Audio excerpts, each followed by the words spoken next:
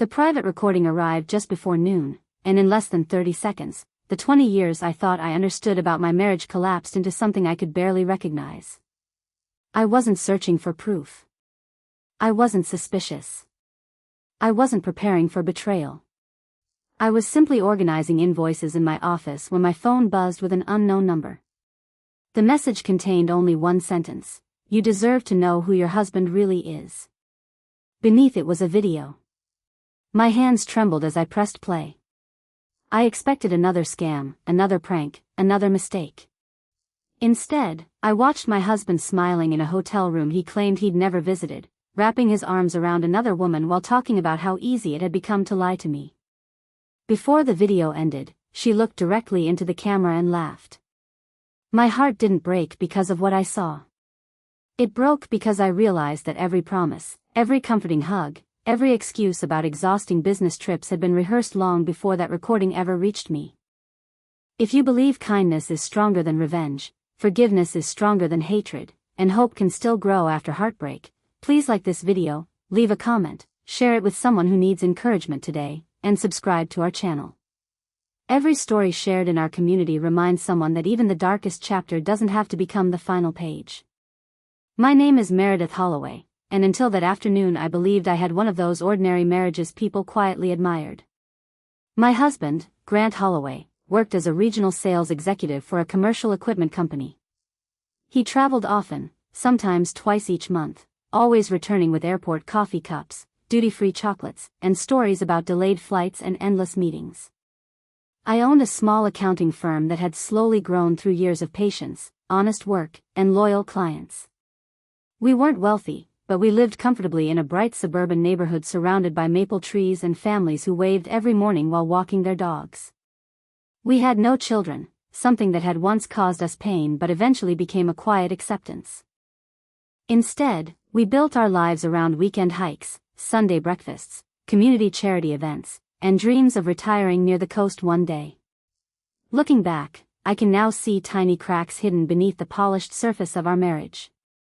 Grant had become unusually protective of his phone. Business trips had become more frequent even though his company had recently downsized. His smile sometimes felt delayed, almost practiced, as though he were performing happiness rather than feeling it. But love has a remarkable ability to explain away uncomfortable truths. Every strange behavior found a reasonable excuse because trusting someone is much easier than imagining they are betraying you. The woman who sent the recording introduced herself only after I responded with one question that took nearly 15 minutes to type. I simply asked why she was doing this. Her reply arrived almost immediately. Her name was Celeste Rowan. She claimed she had been seeing Grant for nearly 14 months. According to her, he promised repeatedly that our marriage had already ended emotionally and that he stayed only because separating finances would take time. She believed every word until she accidentally discovered family photographs from our recent anniversary celebration posted on a friend's social media page. The smiles looked genuine. The celebration looked real. Nothing resembled the miserable marriage Grant had described. At first I assumed she wanted money or attention. Instead, she apologized.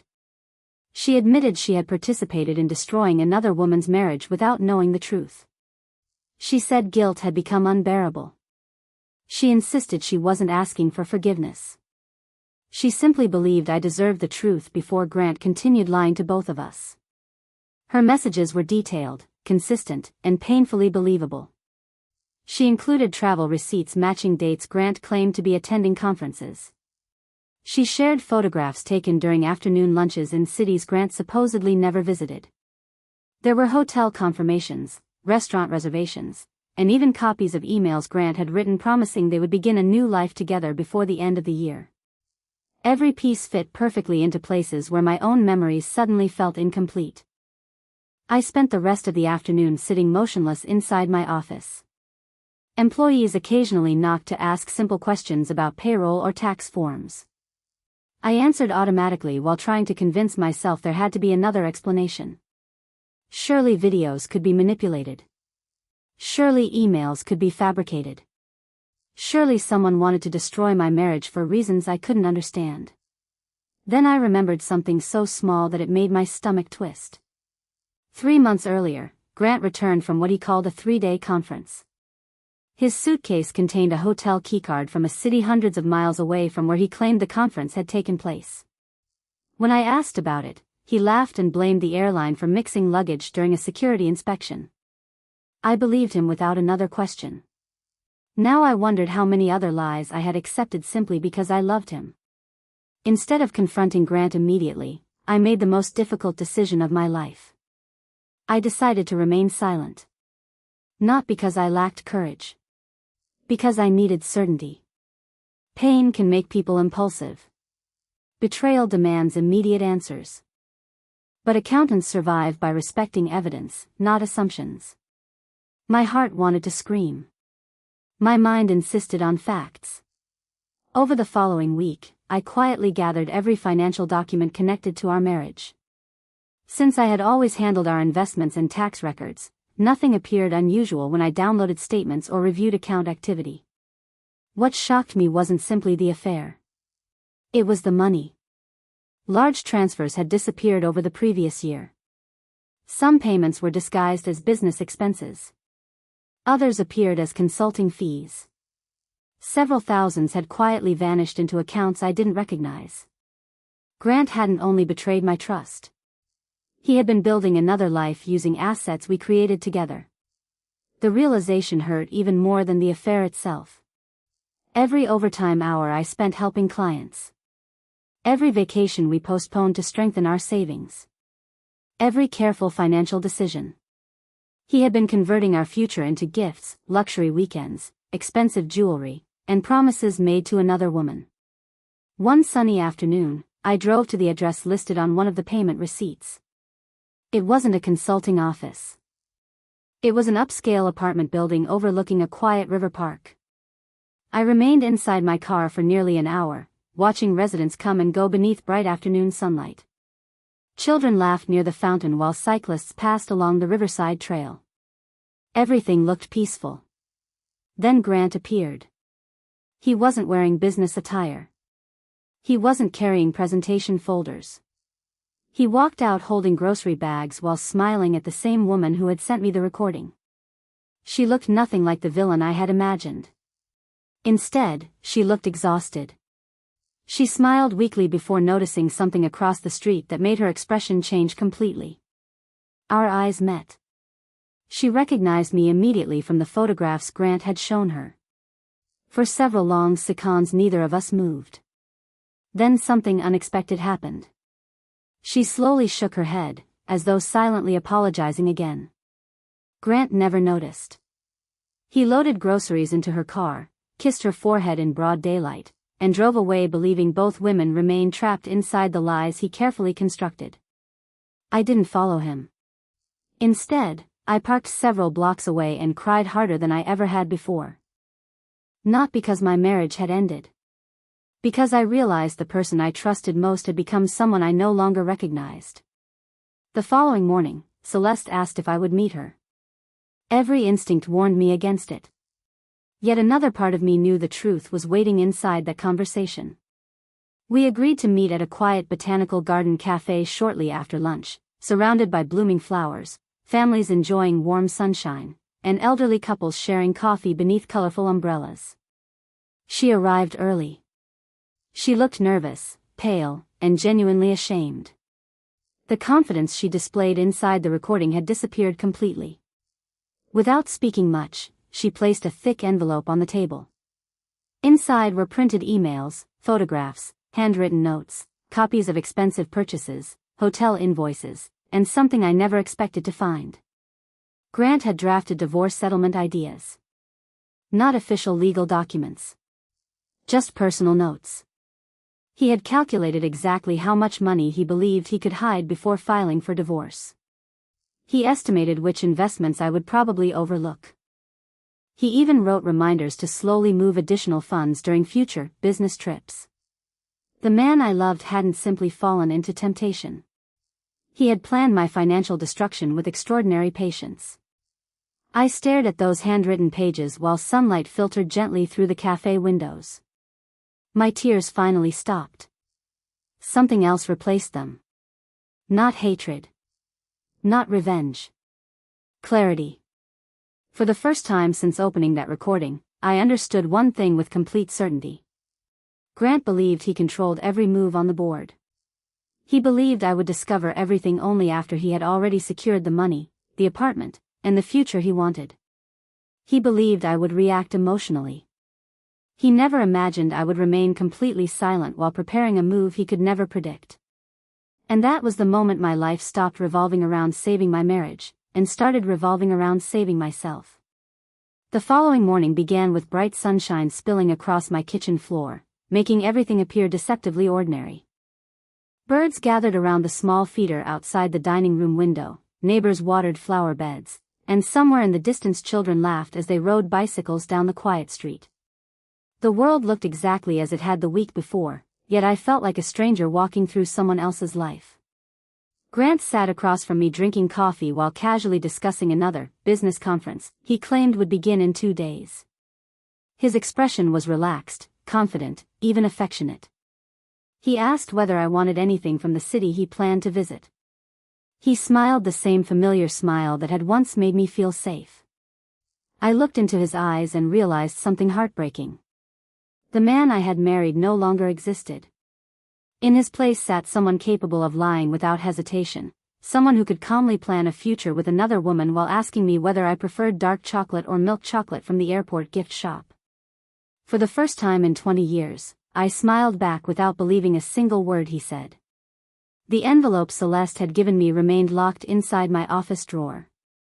I read every page repeatedly until I knew the timeline by heart. The affair had not been a reckless mistake. It had been carefully maintained. Grant rented the Riverside apartment under a business entity that he secretly controlled. Expensive furniture had been purchased in stages so the charges wouldn't attract attention.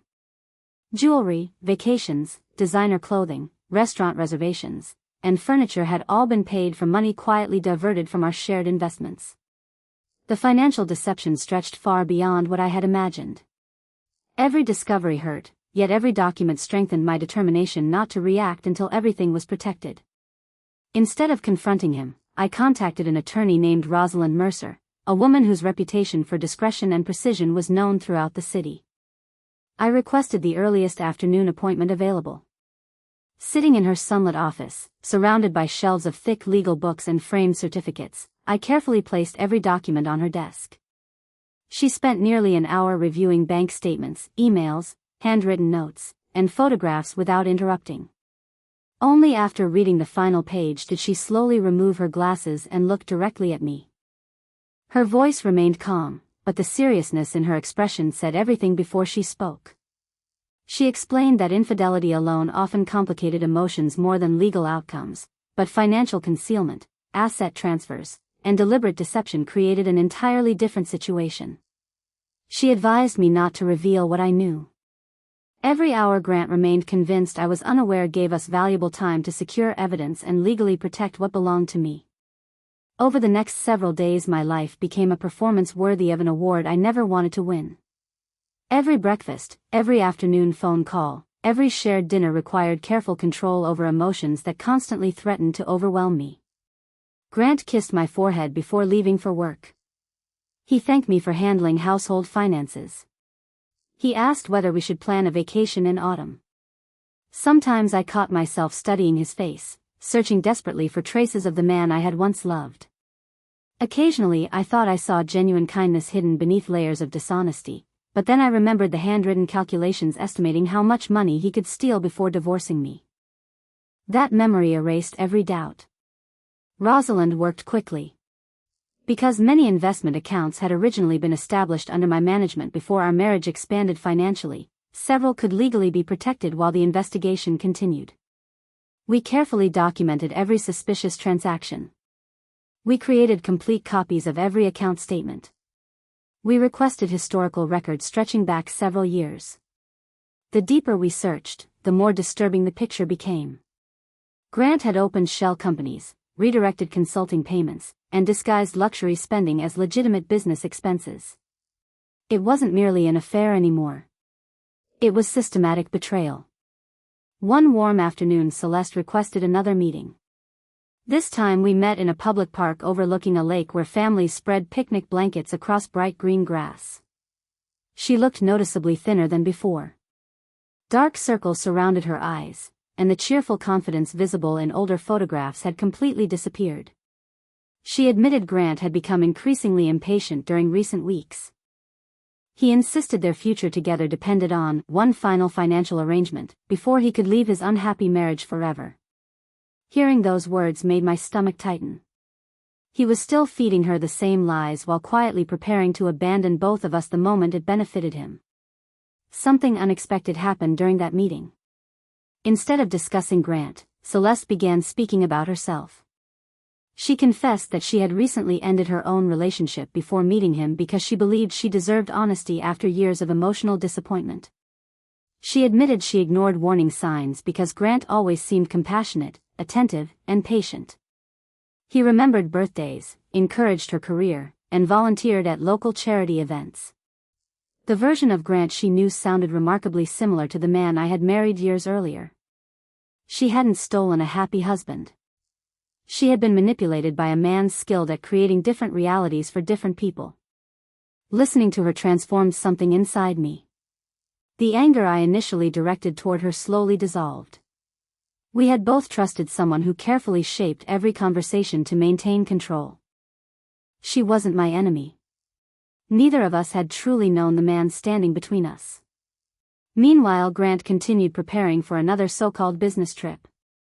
He spent evenings pretending to organize presentation materials while secretly communicating with Celeste through hidden messaging applications. Rosalind advised me to continue documenting everything but never invade protected accounts or devices unlawfully. The evidence we already possessed was more than sufficient. We simply needed patience. Patience became increasingly difficult when I discovered another surprise. One afternoon while reviewing old financial archives, I found paperwork relating to a life insurance policy Grant had quietly increased almost a year earlier. He listed himself as primary beneficiary while significantly expanding the coverage attached to my name. There was nothing illegal about the policy itself, yet combined with everything else it left an unsettling feeling that refused to disappear. Rosalind carefully reviewed the documents and immediately recommended updating my own legal directives, beneficiaries, and financial authorizations. Within days every important document reflected my current wishes instead of outdated assumptions built on trust that no longer existed. The morning Grant left for his supposed conference arrived beneath a brilliant blue sky. He hugged me before loading his suitcase into the car.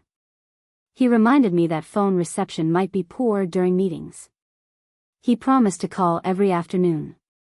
As he drove away, I remained standing on the front porch until his vehicle disappeared around the corner. Then I walked inside, locked the front door, and called Rosalind. Everything began moving that same afternoon. Temporary legal protections already prepared in advance were activated. Banks received appropriate documentation regarding disputed transactions under legal review. Joint investment accounts containing unusually large recent transfers were temporarily restricted pending investigation. Access to several corporate financial instruments connected to suspicious activity was suspended until ownership verification could be completed. Nothing unlawful occurred. No dramatic hacking. No secret passwords. Just careful use of legal procedures supported by extensive evidence. By lunchtime the first notification reached Grant. He called almost immediately. His voice sounded confused rather than frightened. He assumed a technical banking error had occurred. I calmly suggested he contact the bank. An hour later he called again. This time frustration replaced confusion. Several transfers had been declined. Additional accounts required verification before processing withdrawals. He complained about embarrassing delays during an important business trip.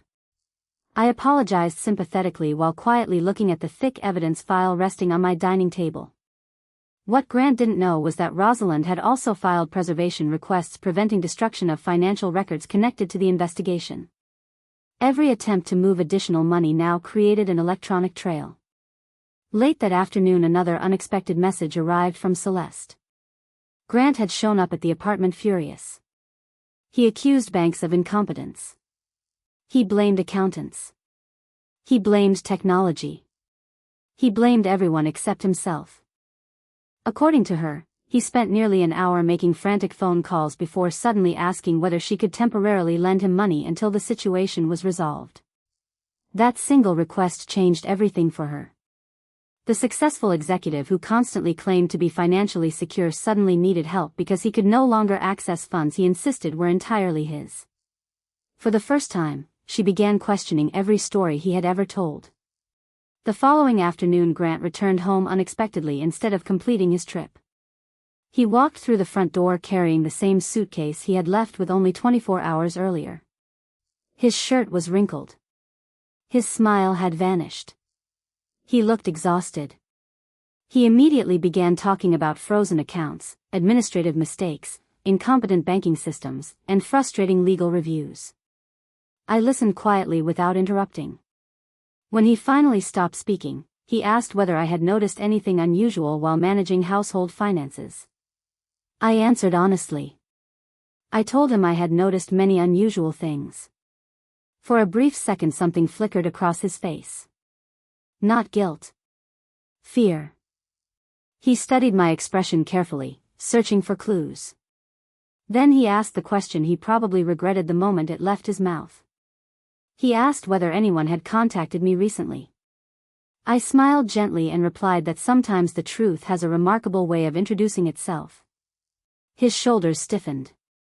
Color slowly disappeared from his face. Neither of us spoke for several long moments. The silence stretching across our bright living room felt heavier than any argument could have been. He still didn't know how much I knew. He still believed he might somehow explain everything away. He still imagined this was simply another difficult conversation he could manipulate. But outside, the afternoon sun continued shining through the windows exactly as it had every other day. The difference was simple. For the first time since our marriage began, I was no longer afraid of whatever came next. Grant stared at me as though he had suddenly forgotten how to breathe. Bright afternoon sunlight poured through the living room windows, illuminating every framed photograph that still hung on the walls. There we were smiling on vacations, celebrating anniversaries, planting flowers in the backyard, volunteering at charity events, and laughing with neighbors during summer barbecues. Every picture represented a memory I had believed was shared honestly. Now they looked like evidence collected from someone else's life. Grant slowly set his suitcase beside the front door and forced a nervous smile that failed almost immediately. He began explaining that banks sometimes made mistakes, that companies occasionally froze accounts during audits, and that everything would return to normal within a few days. His voice remained calm, but his eyes kept searching mine, trying to determine how much I already knew. I quietly invited him to sit down at the dining table where we had celebrated birthdays, planned vacations, and dreamed about growing old together. This time there would be no celebrations, only truth. Without raising my voice, I placed a thick folder in front of him. Inside were printed bank statements, copies of hidden transfers, photographs of the Riverside apartment, hotel receipts, restaurant reservations, handwritten financial calculations, and finally, the private recording that had shattered my world. I watched his expression change page by page. Confidence became confusion. Confusion became panic.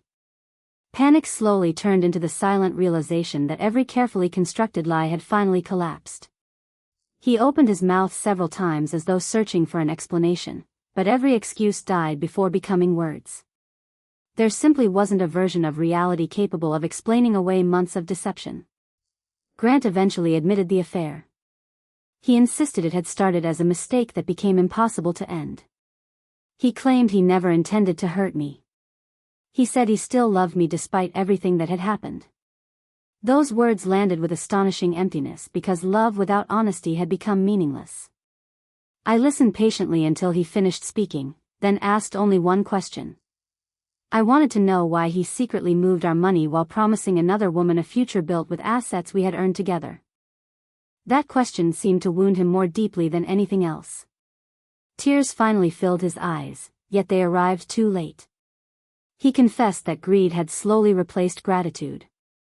He convinced himself he deserved a fresh start without sacrificing the comfortable financial life we had built together. Instead of beginning again honestly, he tried to create two futures at once, believing neither woman would ever discover the truth. I told him something I had repeated silently to myself every day since receiving the recording. Affairs often begin with selfish choices, but financial betrayal requires planning. Every hidden transfer had been a decision. Every forged expense report had been intentional. Every false business trip had required preparation. None of it happened accidentally. The affair had broken my heart. The calculated theft had broken my trust. Rosalind arrived shortly afterward, exactly as we had arranged in advance. She calmly explained the legal process already underway. Every suspicious transaction had been documented. The court had been notified regarding disputed marital assets. Independent forensic accountants had begun tracing financial movements connected to Grant's hidden companies. There would be no dramatic arguments, no screaming, and no scenes fueled by rage. Everything would proceed through lawful channels supported by evidence.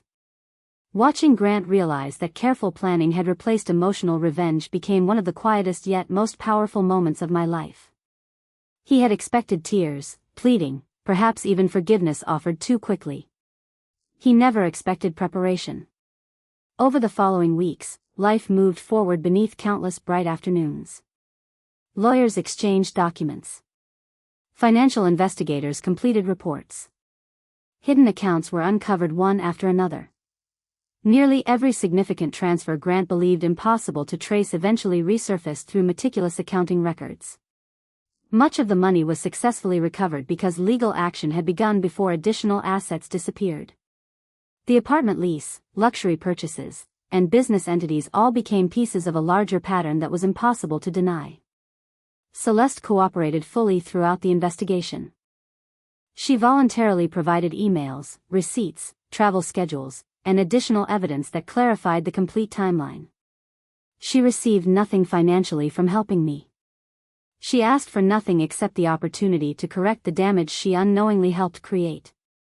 During one peaceful afternoon in early autumn, we met again in the same botanical garden cafe where our unlikely friendship had first begun. This time neither of us carried envelopes filled with painful evidence. Instead, we carried something much lighter. We carried understanding. She apologized once more, though I had already forgiven her. I explained that forgiveness did not erase consequences, but it prevented bitterness from taking permanent residence inside my heart. She admitted she had begun attending counseling to better understand why she ignored so many warning signs. I shared that I had done the same. Healing, I learned, wasn't about pretending pain never existed. It was about refusing to allow pain to decide who we became afterward. Months passed, and the divorce was finalized during a warm afternoon beneath clear blue skies. Walking out of the courthouse, I expected to feel victorious. Instead, I felt peaceful. There was no celebration waiting outside. No dramatic sense of revenge. Only quiet freedom. For the first time in many years, every decision about my future belonged entirely to me. Grant attempted several times to apologize sincerely. His letters described regret, loneliness, and responsibility. He admitted losing not only his marriage but also much of the respect he once enjoyed professionally. Several business relationships ended after the financial investigation became public within industry circles. Friends who once admired him struggled to understand how someone they respected could betray the person who had supported him for decades. I read every letter carefully before placing them in a box I never opened again. Forgiveness did not require rebuilding the relationship. Sometimes forgiveness simply meant releasing the weight of anger while accepting that trust, once destroyed, cannot always be restored. With time, I began expanding my accounting firm. Many clients who learned pieces of my story admired the professionalism with which I handled unimaginable betrayal. My business grew steadily because people trusted someone who valued integrity above convenience. I hired young graduates, mentored struggling entrepreneurs, and volunteered free financial workshops for widows, newly divorced individuals, and families trying to rebuild after hardship. The painful experience that nearly destroyed my confidence unexpectedly became the reason I could help others protect themselves. One sunny afternoon almost a year later, I walked through a community fundraising event held in the same park where children had once laughed while I secretly watched Grant leave the apartment with Celeste. The fountain still sparkled beneath the afternoon sun. Families still spread picnic blankets across the grass. The place had not changed, but I had. Instead of remembering betrayal, I remembered survival. Instead of seeing the location where my marriage ended, I saw the place where my courage quietly began. As I stood watching volunteers organize donation tables, I realized something profound. The recording that arrived on my phone had felt like the worst moment of my life. Yet without that painful truth, I might have spent years living inside beautiful lies. Sometimes the greatest act of kindness life offers us comes disguised as heartbreaking honesty. Before we reach the end of this journey, I'd love to hear from you. If you were in Meredith's place, do you believe trust can ever be fully rebuilt after both emotional and financial betrayal, or are some choices simply too devastating to overcome? Leave your thoughts in the comments because your perspective may encourage someone facing a similar struggle today. If this story touched your heart, please like this video, leave a meaningful comment, share it with someone who needs hope today, and subscribe to our channel so you never miss another emotional journey. Thank you for being part of our community, where every story reminds us that while betrayal may change our lives, it never has to define our future. True strength is not found in revenge but in choosing integrity when someone else chooses deception. Hope always belongs to those brave enough to begin again.